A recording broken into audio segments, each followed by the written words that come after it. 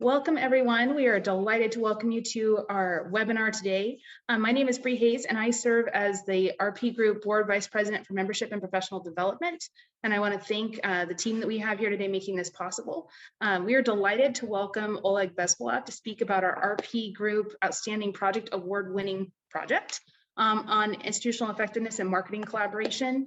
And Oleg is going to share about how Moorpark College and their program for accelerated college entry really work together to maximize enrollment and conduct outreach and really test effectiveness of different strategies to connect with students from disproportionately and has impacted and historically excluded or marginalized populations to really increase access and address equity gaps. We are delighted again to get this started. So without further ado, Oleg, take it away. Thank you so much, Bree. Glad to see everybody here. My name is Oleg. I'm the Dean of Institutional Effectiveness at Moorpark College. I also oversee PACE and marketing. And today I'm going to be talking about ways that us institutional effectiveness folks can collaborate with marketing on campus to improve the way marketing functions. So first, a little bit of history. Well, actually the agenda. So I'm going to be covering the history of how we got here. And then I'm going to be doing talking about three different things. One is how you can help out with conducting marketing research, then ways that you can help measure marketing effectiveness, and finally ways that IE folks can help improve marketing planning. So first, a little bit of history. The way Moorpark College functions, some of your colleges might have this, but we have something called an integrated model where the deans usually do both student services and academic affairs, and we try to mix it up a little bit. And that applies to the dean of IE as well. So for my kind of I would say extra assignment, if you will, I was assigned to oversee the PACE program. And the PACE program is something that we didn't have on campus. Some of you probably have it at your colleges. And it's the idea of that, a student can take 2 courses every 8 weeks. They can graduate faster. It's really geared towards adult students. And these things are usually pretty hard to get off the ground. But I tried to take it from, my IE perspective, as I think all of you would as well. And I tried to do a lot of research about, what are some ways that marketing can use data. And so I think using that, data-driven approach, we were able to get the program off the ground pretty quickly. And we grew it from like 0 to 500 students just in a couple of years, which now represents about 4% of the FTS for the college. And as a result of that, they actually ended up moving marketing underneath the IE division. So now the two are kind of intertwined. And then since October, I've had a chance to do all the things we did for PACE and then try to apply it to the rest of the marketing for the college. And, I think this is about the journey of the things I picked up along the way. And it's areas that I wanted to share with you today, because I think even though I technically oversee marketing at my campus, even if I didn't, I think just as an IE person, any of you can collaborate with your marketing folks in the same way that you collaborate with your, student services folks and academic affairs folks. So I'll start with ways that IE and marketing can collaborate on conducting marketing research. So the first one is one type of marketing research you can do is when you're working with a program for how to market them, you can actually interview some of the students to figure out what attracted them to the program. So for example, we have an honors program on campus and we interviewed the students, what actually interested you in the program. And we were surprised to find out that the #1 thing that appealed to them was that we had a high UCLA acceptance rate. So the students who go through the honors program, the UCLA acceptance rate is about 90%. I don't think we realized that. Certainly that's not the way that, that was like bullet point number 6, it wasn't like the thing that we were really promoting. And so we redid all our marketing for that honors program as a result of that interaction with the students. And you can see now it's like very prominent, like 90% UCLA acceptance rate. And the honors program is just like blossoming. Right now, our honors program is just like through the roof in terms of enrollment. And all it really took was just like a little bit of spending time with students. And it's something that your marketing folks could do, but I think as researchers, this is like your bread and butter. You can quickly put together a short focus groups of current honor students. So that's one way that I think IE can very easily and quickly help some of your special programs on campus. And this applies to honors, EOPS, whatever kind of programs you have on campus that you're trying to promote. Another way that IE can help is in that same vein of interviewing students, If you have a program like dual enrollment, you can also interview parents or any other type of, I would say, like market breakdown. So here's a good example of something that I thought is interesting. We have, whenever we produce marketing, we try to produce like very different concepts and just try to market test like which of the ones are the most effective. So you can see two pieces of advertising here. The one on the left is kind of like a very traditional, did you know you can earn college credits while still in high school? And then the one on the right is this like accelerate your education. The one on the right, I personally, I don't like it. I think it looks like a mess. The one on the left, that's the one for me. But what was interesting is when we studied it with like, when we ran it by students versus running it by their parents, the parents like the ones that I like. They like this traditional one on the left. The high school students actually like the one on the right. I have no idea what's in their brains, high school students. I'm far away from that, but that's the one that they like. And so I think when you're doing this market research, a lot of times the decision making ends up falling with like administration, or just like what the folks on campus will like. But I think one of the most humbling experiences is finding out the kind of marketing that appeals to me is not the same kind of marketing that appeals to like a 16 or 17-year-old. So I think just doing that kind of segmentation is important because the way we market to parents is very different because for parents, we can, advertise in the Facebook mommies group, in other ways. Whereas with high school students, we have ways of, targeting them as well. So that's another form. So serving students and parents preferred options. Another way that you can conduct marketing research and help out your marketing folks is you can do a focus group of the websites for the particular areas you're promoting. So for example, we took some honor students and we sat down with them and we went through the website with them. And we found a couple of surprising things. One of the things the students homed in on in our focus groups was that they really hated the application for the honors program. So here's like a snippet of the application from the honors program. And it's like, what are your career aspirations? What are education goals? Do you volunteer in the community? Have you ever had an internship?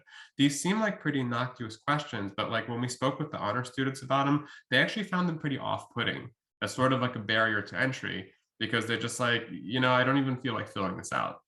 So it's one of those surprising things that like when you go through the website, you're like, oh, I never even thought that might discourage people from applying to the program. And that's an easy focus group that you can conduct, just by bringing aboard a couple of current students from that particular program. And again, the same applies to any special program that you have on campus or the website as a whole. Another way that you can help your marketing folks conduct research is something called Google AdWords keyword research. So say you're promoting like a new CTE program, or say you're promoting like, in this particular situation, I think we were promoting a Pilates class. Google actually has a free tool where you can look up a couple of keywords and say, what are the ones that people search for more often? Do they search for the word Pilates? Did they search the word yoga? And then based on those results, you can actually add those keywords into your website. You can also buy those keywords, and that's something your marketing folks know how to do. So like if you ever did a Google search and you see the paid search results at the top, those are the keywords that your marketing folks can buy. And then by doing this little Google keywords research for them on their behalf, you can actually make them a lot more effective in some of their targeted keywords, especially if you're trying to promote specific online programs or specific CTE programs. You may be surprised like, oh, this keyword is a lot more popular than this other keyword. And again, it's something your marketing folks could do. But I think, not surprisingly, and I'm sure a lot of you have experienced this as well on your campus, the marketing departments at community colleges are traditionally very small and underfunded. And that's an area that, for a little bit of investment, you could really help them with the research on this. Another area that I think IR folks can be really helpful with their marketing is doing a little bit of, I would say, like comparative research for peer colleges. So myself, I do a lot of, I read Inside Higher Ed every day. I'm sure a lot of folks here, especially deans of IU, do the same. I go to the RP conferences. I'm always like looking out for like, what college is doing this well and what colleges are doing that well. So for example, like my college, we wanted to do a promise campaign. And I did a little bit of search ahead of time and I was like, oh, that's interesting. There's this college called Spartanburg Community College that got featured inside Higher Ed back in December that said they had this unbelievable comeback because they had like amazing, success with their promise program. And I went and actually pulled up there some of their collateral. And it's kind of cool. Like that's their graphic on the right hand side, which is like zero, zilch, nada, free tuition. Like I would never really come up with something like that on my own, but it was kind of catchy. It was interesting. And we folded that into our mix when we were doing our market research with students. But that's a good example of something you can do.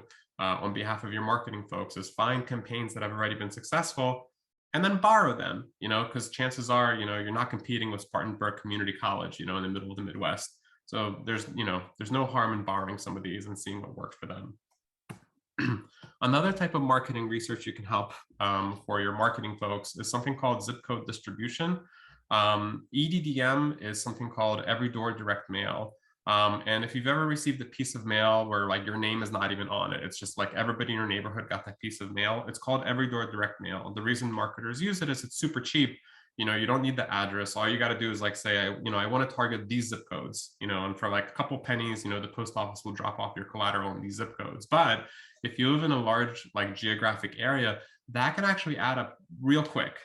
So like if you wanted to cover your whole geographic area, it might be like $50,000, $100,000 just one postcard. So one thing that you can do for your marketing folks is you can take where your students live and just do like a summative breakdown of like, what percentage of students live in this zip code, what percentage of students live in that zip code. So like in this example, you can see that 70% of our students live in the top 12 zip codes in the area. But like by marketing to just the top 12 zip codes, we were able to afford to get like 3 postcards out.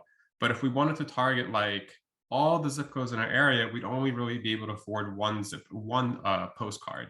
So, there's no formula here of what's right or wrong, but, you might be surprised that, is it, for reducing your reach by a couple of zip codes, if you can increase your capacity to target more, to target them more often, it may be worthwhile. And that's something that you can easily do for your marketing folks, because chances are they're totally working on a postcard to the community as we speak, probably. Okay, another way you can help with you can help your marketing folks with marketing research is you can help them purchase targeted lists. I actually emailed this to the RP group community the other day, so you may have seen me mention this, but there are these companies, in particular the one I can think of as College Board, where if you sign up to take an AP exam or the SATs or the PSATs, they actually capture all your information and then they sell that back to universities. Like if you have college age or high school age children and they've ever taken the AP, SAT, or PSATs, you'll probably see like a volume of mail starting to come in from like Virginia and like all these other places around. All the universities purchase these lists, like it's their bread and butter, but community colleges rarely purchase the lists.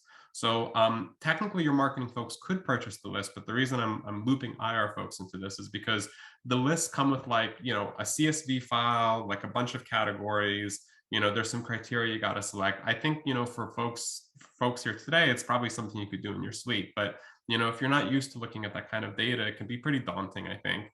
And that's something you could totally do. Purchase these targeted lists, and then you can start targeting these students in your community, as early as, 9th or 10th grade. And, that's great. You can start getting it in them that, your community college is a great place to go. Another thing that you can do, kind of related to that particular type of data point, is for a lot of your marketing folks, they try to do campaigns on like Facebook, Instagram, YouTube, social media, and so forth.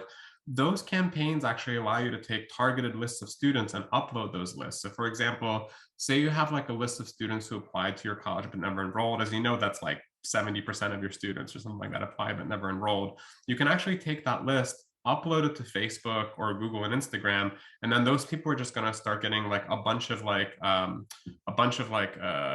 would say ads, as they're surfing through Facebook, Google, or YouTube or Instagram and so forth. So it's something your marketing folks can do. The problem with that is that these lists require like a particular file criteria. Like I took a snapshot of this just so you can get a sense. It's like very specific. The zip code has to be in a particular format. The phone number has to be in a particular format. It's got to be these categories. And again, for like IE folks here, like this is your bread and butter. You could do this in your sleep, but for non-IE folks that are not used to working with CSVs like this, like it can be pretty daunting, but you can have a pretty large impact for your marketing folks just by like helping them get these lists, put them together in the correct format, and then helping them upload into like Facebook, Instagram, and then Google. So then those folks can start getting those ads. Another way kind of related to that is you can help your marketing folks set up something called pixel tracking. And so the way this works is like if you've ever visited a website before, You know, you were looking for like a new pair of shoes or something like that, and then you like left, and then you started seeing that like pair of shoes everywhere you go around the web. That's something called retargeting. And all it requires like is a small piece of code, like a small piece of HTML code that you install on your website. Technically, I think this kind of veers a little bit outside of IE and more into the IT territory, but I bring IE into this because it's such an easy thing to do. And IT folks are also stretched pretty thin. It's just something you could easily help your marketing folks out with. Because chances are you have somebody in the team that knows how to like, you know, modify a website and add a little piece of HTML code on it. It's a really simple thing to do, but it really improves the, I would say, reach of your marketing, because basically anybody say, you know, say somebody visits your honors website, you know, then they can start seeing a bunch of ads for your honors program. Or like say somebody visits your financial aid website, then you can start sending them ads just for the financial aid for your college. And then another piece of marketing research you can conduct is you conduct something called an email study. And that's something we did here locally in Moorpark. The idea behind an email study is that some of you probably have heard this, that like students don't read their emails anymore, or, you know, students, you know, it's hard to reach them. They don't seem to be paying attention. We did an email study here at Moorpark, and we had some surprising results. We found out that of all the, you know, in a given, I think in a given month, a student received like hundreds and hundreds of emails, which is like a crazy volume of those. But we found out that like 80% of those were Canvas emails.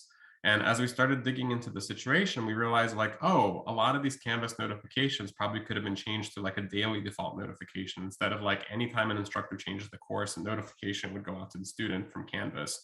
And that's part of a larger conversation, but I think it's the idea of helping your marketing folks optimize their reach, especially if they're doing in reach to your students. Another thing that we found, and you know, just a heads up in case any of you contract with Barnes and Nobles, is that like our bookstore, which is contracted with Barnes and Nobles, was sending our students like 3 to 4 pieces of spam per week.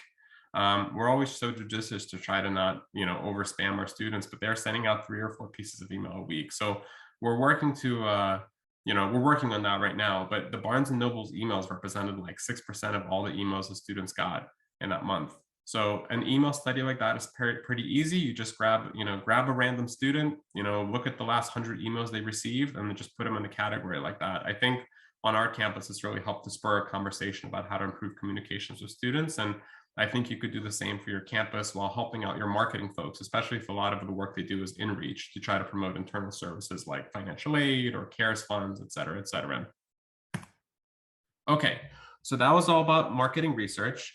The next set of ideas are about measuring marketing effectiveness. So this is a way that you as an IE folk can help improve the way that marketing is measured. So the first thing you can do to help out your marketing folks is try to establish control groups whenever possible, either a control group or delay group. So I'll give you an example of a study here. And again, I realize I don't have to sell a group of researchers on control groups, but you know, for marketing, we had a campaign for students to try to prevent them from dropping for non-payment. So I think it's like, you know, if they don't pay, they get dropped automatically. And everybody's like, oh, we have to contact these students. And so I made a pitch. I was like, you know, let's set aside a control group and see what actually works. And we discovered that all the messaging we did didn't have much impact. Because if you look at the control group, you know, 69.6% of the students ended up, you know, enrolling anyway, meaning they ended up paying their bills. The email group, the ones we ended up emailing the students, did a little bit better. The text message group did better. You know, a percentage point is not bad. You know, so we discovered for that particular one that, like, you know, we try to use text messages pretty judiciously, but that one probably is a decent use case for text messaging. And then these studies we try to replicate all the time for any type of marketing initiatives we do, because, you know, whenever possible, I think you'd be surprised. Some things work well and some things don't. Another reason for control groups for the marketing folks is because, you know, I'll give you an example of my college right now. Like, overall enrollment for my college is down, but like I can use control groups to figure out which specific campaigns are working anyway. Because, you know, even if your entire enrollment is down, you can still find pockets of like success. You know, like my honors program is growing. So anyway, control groups. And I know I don't have to sell the groups here on control groups. On the topic of control groups, somewhat related to that is something called A/B testing. And so the idea behind A/B testing is if you have two types of graphics and you're not sure which one is the best one, you can help your marketing folks figure out which one works best. And there's a couple of different ways of doing that. One way is you can say you have like 100 students that you're planning to send an email campaign to. Half the students send it one version and half the students send a different version. And then you can see which one has a higher click rate. If you have Google or social media campaigns running like Facebook, Facebook automatically does it for you. You just select, I want to do an A/B test on Facebook, and then they'll automatically like randomly select a group of students or a group of people that are going to receive the messaging, and then they'll tell you then which one is the winner. In this particular situation, we wanted to know for the PACE program, what would be better, the graphic without the mail or the graphic with the mail? And then the winner was overwhelmingly the graphic with the mail, and the data was disaggregated by gender. And so we saw the male was better for both women and men in terms of the click rate, because that's what we were concerned about. So that's another way you can help with measure marketing effectiveness. Another one that I think is worthwhile that you can really help your marketing folks out with is whenever you have like a special program, try to add in an ad recall survey. So for example, we have this for my PACE program, for like the honors program, a couple of other like first year experience program. The idea is that like if you have an application for this program or some method where you're capturing all the students, just ask them, how did you hear about this particular program? And then check all that apply. So you can see, did you hear about it from a phone call, a text messaging, website ad, a postcard in the mail, et cetera, et cetera. The ad recall surveys, not perfect, but they're really, really helpful to your marketing folks to answer the question of what is actually working. Like we know students are coming, but are they coming here because of the YouTube ads or the Google ads? Like what's actually working? This gives them a little bit of a window into like what actually works. And the reason this window is really important is because sooner or later, these CARES funds and the HER funds are going to run out. And so when the marketing budget starts to shrink, the question is, where do we want to spend our resources? So using that kind of data from, how did you hear about this program? You can actually calculate a return on investment. So here's an example of an ROI data that we put together when we were starting out the PACE program. So this is back in fall of 2020. You can see that different media channels on the left, they got Facebook ads and Google ads and website ads.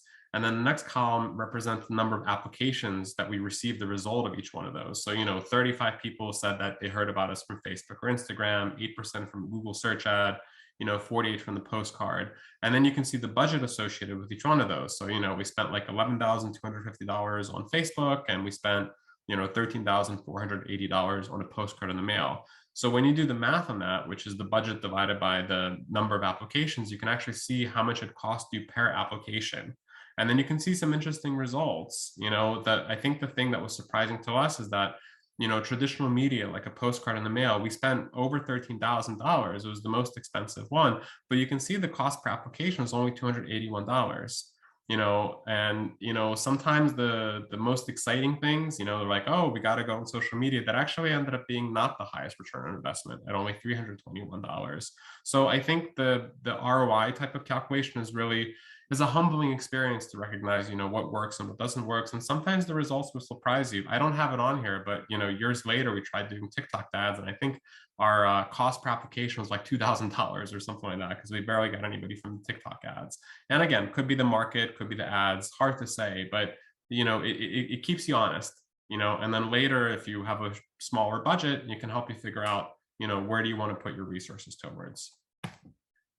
Another way that you can help out your marketing folks, especially if they oversee their outreach center, is you can create a call tracker for them. So a lot of you have call centers, and those call centers, chances are you probably don't have fancy software like Salesforce or something like that. But what you do have is usually pretty sharp Excel skills. I am quite confident everybody on this call has very, very, very great Excel skills that you can apply here. And so something that we do for our marketing folks when they do call campaigns is we create these little trackers. So you just take a SharePoint document and you put the call list together, because chances are as the IU folks, you're putting in the call list for them anyway. You can actually just create, you can see on the right-hand side, you can have like a little status breakdown where they can have a little like validation of like, did you leave a message? Was it no call, no answer? Were they not interested?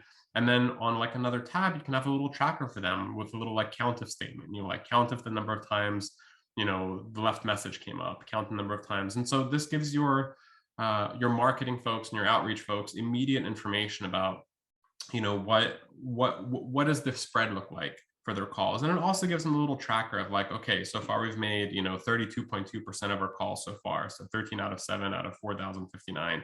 It's one of those skills I think that a lot of us take for granted as our skill set in Excel, but it's actually a really powerful skill set. And for something like the call tracker, especially if you're doing call campaigns, it can make your call centers lives a lot easier for them to track. And also, if you have a particular metric that you're targeting, so for example, for us, in the campaign, we wanted to see how many students applied or whatever. You can track that over time, and see if your call campaigns are doing better or worse, and also time of day. If you want to get really fancy, you can ask them to start capturing the time of day that they made the phone call, and then you can start saying, oh, the morning phone calls seem to be more effective than the evening phone calls. It's leading to less left messages. Another thing that you can do to help measure marketing effectiveness is you can track website hits with Google Analytics. Google Analytics is a really nice tool. For those of you that don't have access to it, your webmaster could give it to you pretty quickly. It tells you on any particular web page how many hits are coming in. What's nice about this is it can tell you, it's almost like a leading indicator. So a lot of you are starting to get your comparison reports right now for like the fall semester, like what does your fall enrollment look like now compared to this time last year? But like a month ago, you could actually start, before that even starts happening, you can start tracking the website hits that are coming in and trying to get a sense of like, okay, our website hits up, our website hits down. What's nice about the web traffic is it really follows a specific pattern. Like students visit your website in a very specific pattern when you're talking about like the days of the week, like only so many students visit on a Monday or on a Tuesday or on a Wednesday. So the Google Analytics provides a really great place for you to help your marketing folks to figure out, are they driving more traffic to your website? And it also gives you like a little early indicator to see where your semester enrollment might look like, because the two are correlated together. You've got to visit the website before you can, actually apply to the particular program. Related to that particular Google Analytics stuff is you can help your marketing folks by installing something called a UTM code on their particular pieces of advertising. So say you have a flyer that they're handing out into the community. Your outreach folks are at the high schools and they're handing out a flyer. And you want to know, are these flyers being looked at? Somebody going through these flyers. Well, chances are your flyer has like a QR code that people can click on. That QR code you can add a little piece of code, like a snippet of code called a UTM code, and you just like Google UTM code and it'll like produce this code automatically for you. And what's nice about this code, then you'll be able to tell your marketing folks like, oh, you distributed 1,000 flyers into the community in the last month. Of the 1,000 flyers you distributed, 47 of those, somebody actually scanned the QR code and clicked on it. So, and there's other ways of doing this as well. You can also do like a custom QR code, for example, to track it as well, or a bit.ly link. But basically, this way it will show up in Google Analytics. And what's nice about Google Analytics, it also breaks out the data between, how much traffic you got from that UTM code, how much traffic came from organic search, how much came from social. All I'm trying to say is Google Analytics is a really powerful, underutilized tool to try to get a sense of what's happening on your website. Okay. And last but not least, the topic I'm going to cover is how to improve marketing planning. So we've talked about the research part of our jobs. As you know, we also have a planning component to our role as well, institutional research and planning. So I think there's a couple of ways that you can help out with planning for your marketing department. So the first way you can help out with planning is to help them with workflow management. Since I oversee both departments now, I think I was surprised with how similar the workflows for marketing requests are to institutional research requests. So like when we get an institutional research request, there's usually some back and forth with the client. The project is kind of, you got to scope out the project. It's actually a very similar flow, both in terms of like the complexity and also the volume of requests that both offices get. So for myself personally, I love using Trello. Some of you might have a system as well, but I'm willing to bet that for most of your marketing departments, they may not have like a sophisticated system to do like a workflow management of their different requests. And so I think as an IR folk, if you've already figured out a good like ticket management system for your particular area, you could probably help your marketing folks quite a lot, because chances are they might just have like a whiteboard where they're tracking their requests, or they might have like a spreadsheet or something like that. Chances are in your IR areas, you have a much more sophisticated way of tracking your requests. And it's something that you could totally help your marketing folks out with, because they get the same volume of requests that we do. And I think they would be very grateful for any kind of help for like workflow management. For Trello in particular, I like it because it also provides transparency. So like anybody at the college can always log in or just view my Trello link and just see, oh, okay, my project is currently number 7 on the list or something like that, or it's currently assigned to so-and-so in the team. So I think just helping your marketing folks provide that transparency is really going to like take their customer service to the next level, just with a little bit of support from the IR folks. And then another area that I think you can help out your marketing folks with is to help them put together a dashboard for their various for their marketing plan. So a lot of you, if you have marketing departments, chances are at some point and another, the president has probably said, hey, I want you to put together a marketing plan. And if they put together a marketing plan, chances are it's been like, like a 20 or 30 page, probably very beautiful, glossy type document with like a lot of, I'm going to do this and I'm going to do that, and I'm going to do this and so forth. But I think a lot of marketing folks are not really familiar with, like, I would say the format that a lot of us have gotten used to when it comes to educational master planning or strategic planning, where it kind of looks like something like this. You've got like a goal, maybe like a metric, an action, a point person, and then once a year or once a quarter, you do like a status update. Maybe like you have a dashboard where it's like green, yellow, or red, depending on how hard it is. I am sure this is very familiar to all the folks here just from your strategic planning, but it's something I've done for the marketing department at my college, and I think it's definitely something, an area that you could help out with yours, because it makes it a lot easier for your marketing folks to, this essentially serves as a Rosetta Stone. Like, it makes it a lot easier for your marketing folks to communicate to the executive team of like, these are all the things I've done, and this is the progress I'm making on all the goals we set out.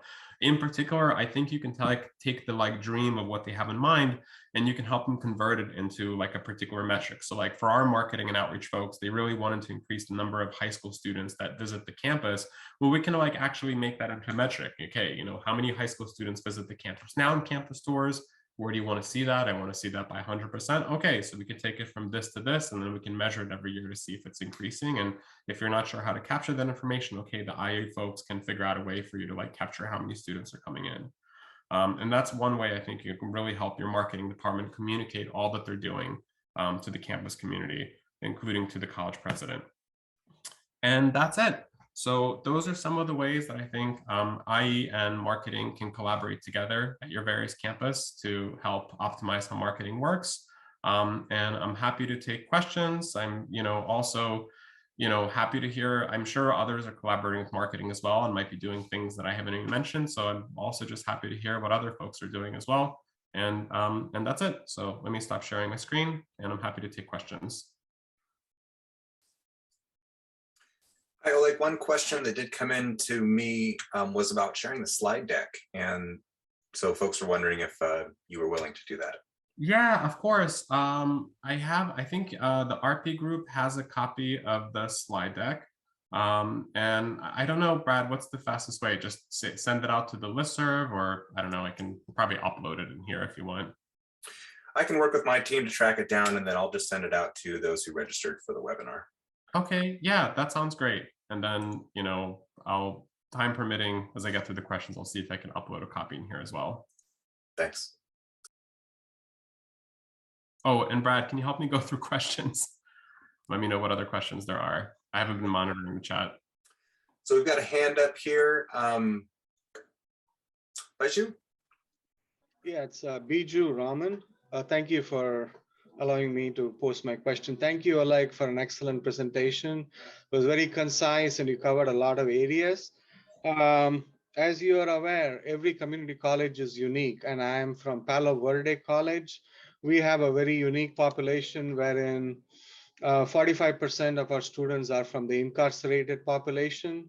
So I was wondering, as we transition to laptops, CDCR has allocated some 37,000 laptops. Currently, our main modality of instruction to the incarcerated or rising scholars is through the correspondence modality. When the laptops come in, they're planned to phase in over the next 2 years. So by academic year 24-25, these correspondence students will have laptops and hopefully an infrastructure to support their going online to supplement the correspondence education or whatever modality they choose to have their education in. what would be a good survey mechanism to position Palo Verde College as the first choice for these students once they get the laptops in their hands? Because essentially the world is there open to them. They can go to any community college, is my understanding, to take their courses. So how do we create a survey instrument mechanism or a marketing campaign to position ourselves with the incarcerated or the rising scholars as the first choice to sign up so we don't lose any FTES? Thank you. Sure, I think that's a great question. I think my typical approach, and I think I tried to cover this in the presentation as well, is that try to talk with current students that are already in your program and ask them what attracted them to Palo Verde College versus like going to University of Phoenix or a different, like say like, why were you attracted to this place? You know, and I think you might be pleasantly surprised and they might say something like, oh, for X, Y, and Z reason. And then depending on what they say is like the main reason that attracted them to this program, then I would try to like, for your outreach folks or however you're getting the messaging to them, just try to adjust the messaging so it like emphasizes the thing that attracted them to the college in the first place. Okay, thank you. Sure.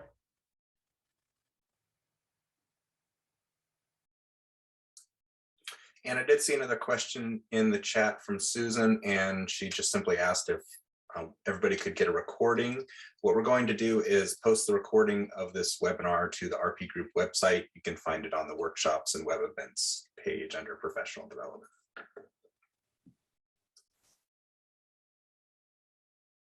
And Vin, I think you have a question.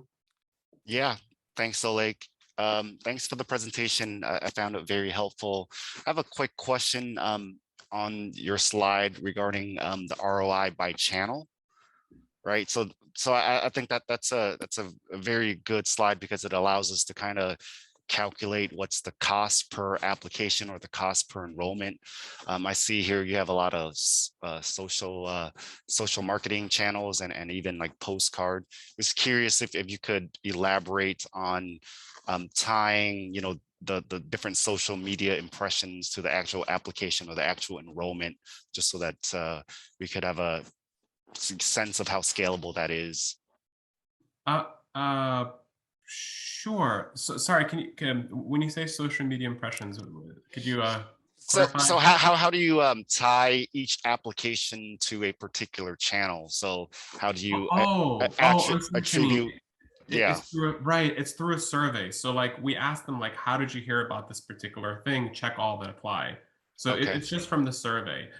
The survey itself, I think it works best for some of these you know, kind of like specific programs, especially if there's like a short period of time between when they saw the ad and when they actually like enrolled in the service.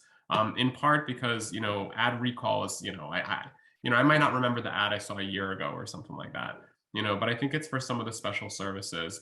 I have actually tried it like on the topic of that, since you're bringing it up. I'm trying to work that angle as well for, you know, I've done it for all the special programs like, you know, the PACE program or the like, you know, the like honors program, for the college population as a whole, because we want to see if general enrollment is coming through these different channels. I struggled a bit to find a way to like survey all students coming in, because like I haven't been able to find a way to like just embed it into the application from CCC Apply. The best we came around is that like most new students are technically required to take a online orientation course. So like what we did is we required like a mandatory, like that question, like how did you hear about Moorpark College? We embedded that into the online orientation course. And I think, I don't know, like 75% of our incoming students take that. That one is actually really interesting in part, and I think you'll discover this too. I think something like 95% of people come to the college because of a friend or family member. You know, marketing makes like only a tiny dent in like, you know, the likelihood that the student actually comes here. And I think that's probably not going to surprise anybody here. But I mean, we'll see what the data looks like a year from now because we've rolled out a lot more marketing than before. So I think I've discovered that like when it comes to the college as a whole, it's mostly from friends and family. When it comes to the individual programs, the marketing can be a lot more effective. And so I think that's where I've tried to put in our marketing efforts towards like specific individual programs, whether it's programs to try to get the student in, like an honors program, or it's programs that, you know, it's kind of like in reach, you know, like, hey, we have this first year experience program, you should join it. Students already enrolled here. Yeah, thank you for those insights. Really appreciate it. Yeah, for sure. I see another question here from Luis. It says, innovative ideas or aha moments in non-English language marketing, such as Spanish, Hmong, ASL, etc. Yeah, I can provide some information on that. So for the PACE program, about like half of our students are Hispanic, and that's more like that's a higher population than the college as a whole, which is only like a third students Hispanic. So like inevitably at some point we said, okay, why don't we try some Spanish language ads?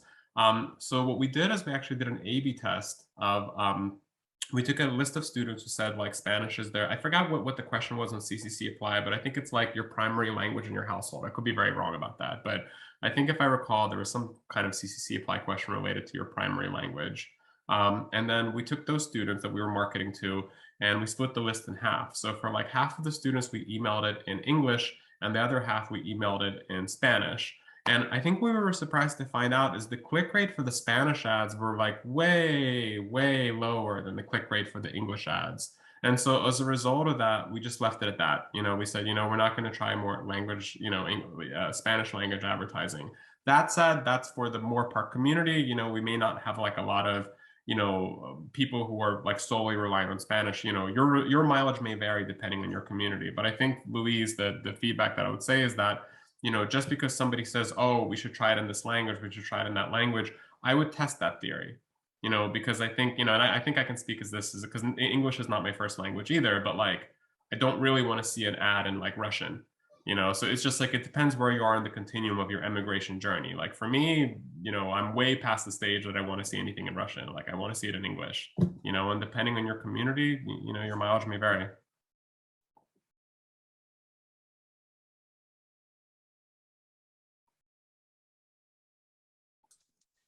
I have one more question, Oleg. Do you have any suggestions around career education marketing?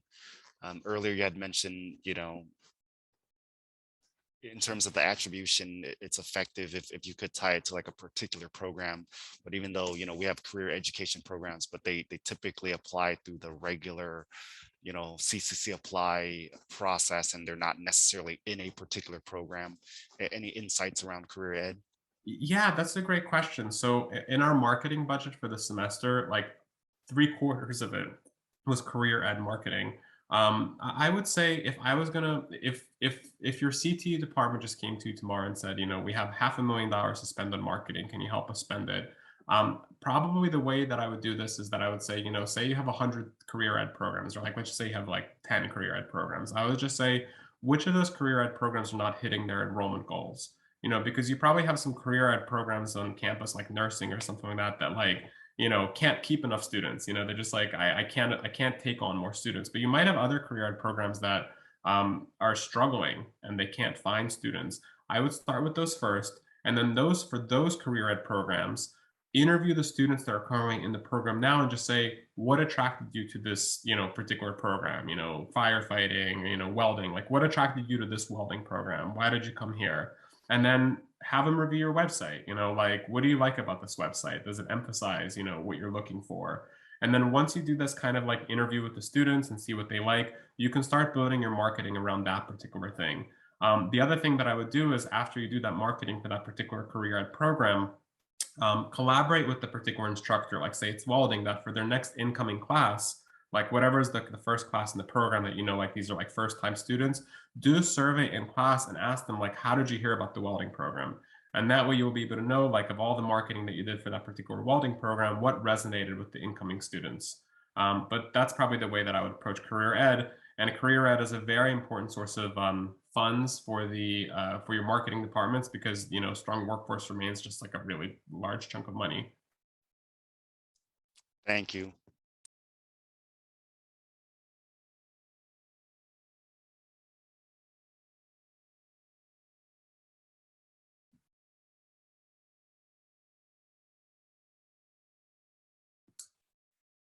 Any other questions before we wrap up today?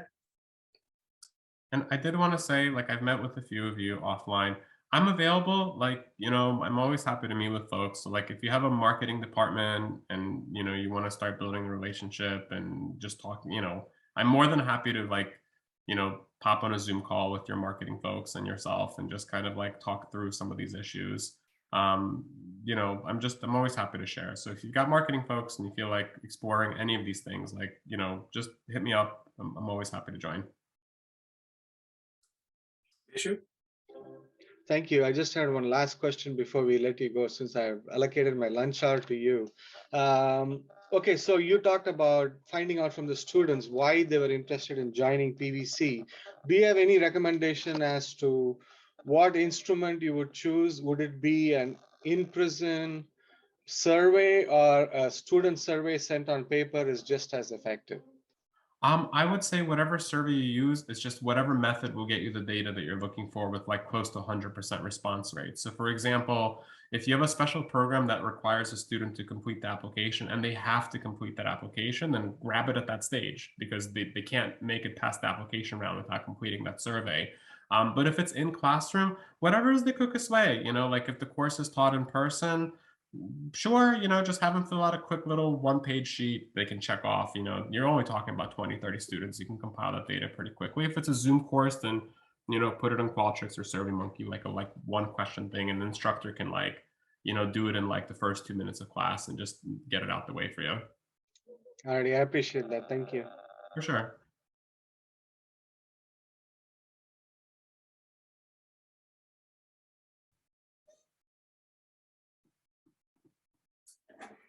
All right. Well, thanks for joining us, everybody, and hope you have a great rest of the week. Congratulations again, Oleg. Oh, thank you so much. And thank you for sharing this great presentation. Thanks for having me. Thanks for spotlighting. Take care, all.